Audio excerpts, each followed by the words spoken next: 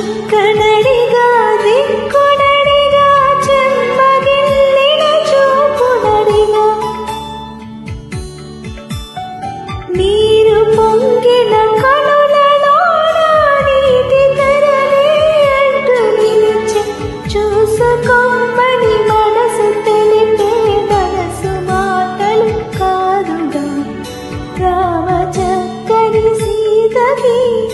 అరచేత గోరింట ఇంత చక్కని చుక్కకి ఇంకెవరో మొగుడంత రామ చక్కని సీతకి ఇందువదన